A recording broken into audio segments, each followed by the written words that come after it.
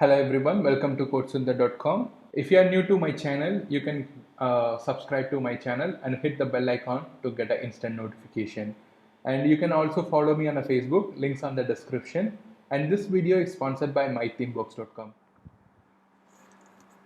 This video I'm going to teach you how to implement a slide for your Ionic project. Okay, so for that I'm just going to the Ionic documentation. So slide is nothing but you can see in many application.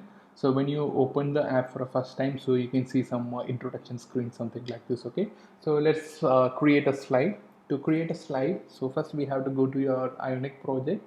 So inside that we have to use Ion slides.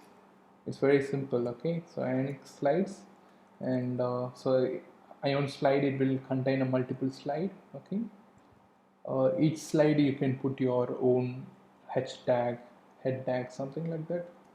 Welcome. So even you can put some images over there. So I'm just putting some placeholder. Okay,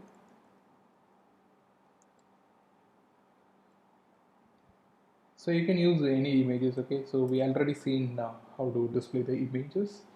You can see it on my another video, and we have some paragraph tag,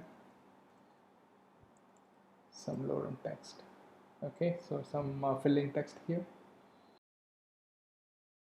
Okay, so let me save the file and see what happens. So here you can see something like this. Okay, some slides are showing, but let's add some styles over here. And this is not a full screen, right? So let's make that. So in Ionic slides, so we can pass options. Okay, so let's see what are the options there. So we can use the pager equal to true, and we have the modes and scroll bar, something like that. So slides pager equal to true,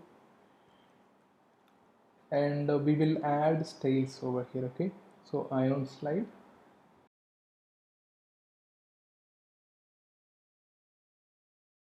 So here you can see, so we are seeing the slides over here, and we also see the pager, right? But still it is not full screen because we put Ion slide as 100%, but since still Ion slides, it's not in 100%. Okay,